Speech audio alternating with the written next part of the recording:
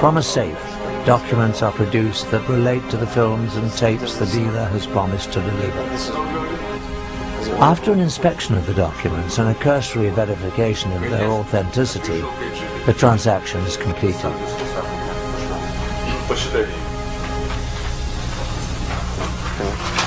Okay, well, thank you. Спасибо. Пожалуйста. Nice to meet you. Дмитрий Сергеевич, спасибо за вашу работу. Money changes hands, and the tense group is led to another office where the films and tapes are said to be stored.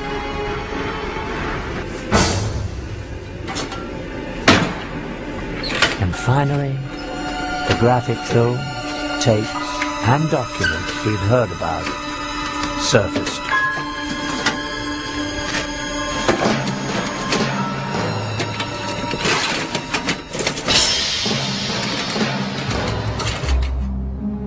In a startling revelation within the classified documents we obtain, we find proof that the Illuminati infiltrated the Soviet Union and the KGB. These communiques between two high-level KGB agents actually refer to the original illuminated one, Adam Weishaupt, by name. They go on to allude to a connection with two past rulers of Russia, Joseph Stalin and Nikita Khrushchev. Our mission to place agents within the walls of the Vatican is a goal that the founder Weishaupt talked about 200 years ago. It is something that has been attempted through the years by both Stalin and Khrushchev with no success, but I believe we can finally do it this time. What's more, in the lab our investigators made an alarming discovery. A magnified view reveals that an unnoticeable dot, the period at the end of the final sentence on the page, is actually a seal. It is the unfinished pyramid with an iron triangle above it. The official insignia of the Illuminati, a marking used by the secret society since its creation in 1776. The KGB was determined to infiltrate the Vatican. Why would this, of all places, be of such critical interest to the Russians? The answer is simple. The Russians would have no interest in the Vatican, but the Illuminati would. Not only would it further the vendetta against the Catholics, but it would be important for the greater purpose of gaining control of the world. The Vatican may be the most powerful force on the planet for influencing people. Policies dictated by the Vatican affect 1 billion people spread across the globe on every continent, in comparison to less than 300 million under the direct influence of the US or the former USSR.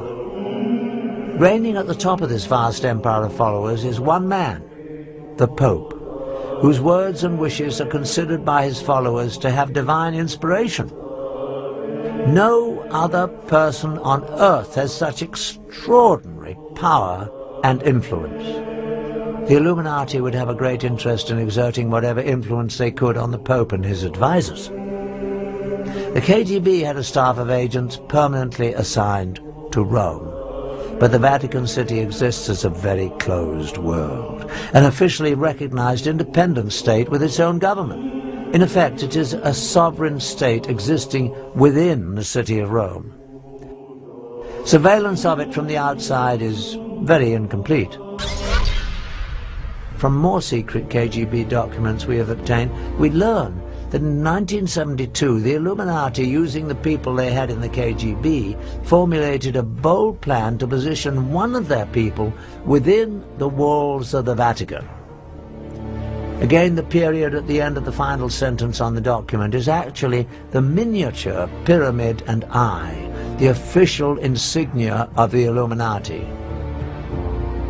At last, the secret brotherhood could begin to control the Catholic Church from the inside. An agent was sent to the Vatican posing as a Ukrainian priest, driven from his country by the communists for anti-communist rhetoric. He was quickly accepted by the pro-American Vatican clergy. After only a few months, he achieved his primary objective, gaining the confidence of the office of Cardinal Vilo, the Secretary of State of Pope Paul VI. In this exclusive KGB film footage we obtained, on the right is the agent posing as a priest. On the left is the chief assistant to Cardinal Vilo. Devo tornare all'ufficio, devo fare cose lì e tutto il resto. Non è preoccupato. Spero che... Ecco che arriva. Buongiorno. The third man is actually another KGB agent, no doubt placed in the organization by the Illuminati. He's also seeking to gain access to the Cardinal. Sì. Questo va bene. Bene, molto bene. Bravo, sta piacere. Abbiamo la sua sì. Bene. Tipo, ci abbiamo molta considerazione di questo.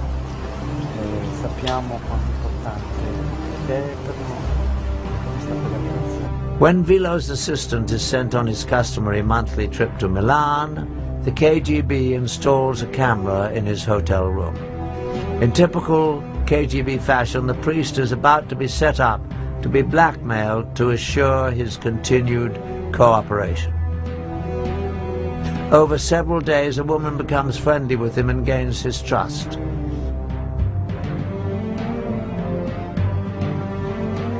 The film shows that the trap was well set.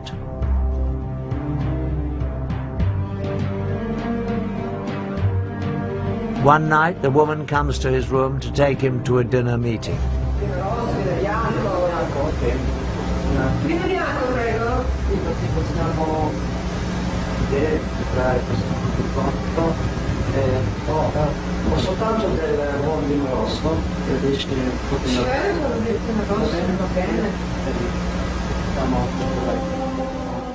While he is briefly away pouring drinks, she takes off her blouse.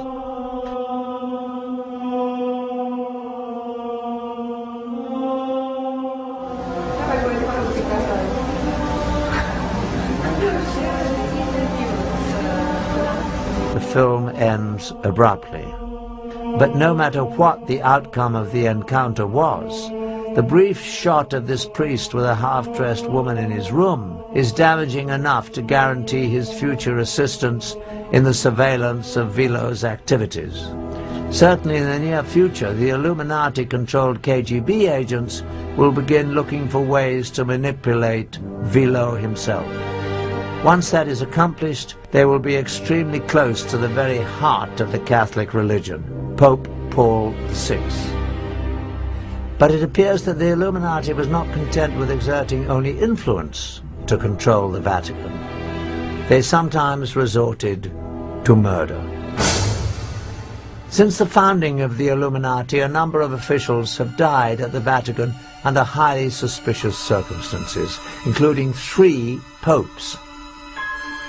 In each case, the death of the official was timed so as to have a great political significance, the telltale mark of the secret brotherhood influencing world politics for their benefit. In 1939, Pope Pius XI was poised to release a statement condemning both the Nazis and the fascists, groups doing the kind of evil that the Illuminati would be behind. But before he could make the public statement, he suddenly died. A close assistant, Cardinal Tisserand, was heard to repeat again and again in French, "They have assassinated him! They have assassinated him!" His body was quickly embalmed, making an autopsy and proof of cause of death impossible. In 1978, it seemed the secret brotherhood might again be using murder to manipulate the papacy. Paul VI suddenly died. Admittedly, he was frail, but the sudden worsening of his condition seemed all too convenient to many observers. However, this time, the Illuminati architects got a result they probably were not expecting: a pope who would be at odds with them, John Paul I. Almost immediately after he took office, the new pope showed a great deal of independence. It seemed that John Paul had a special distaste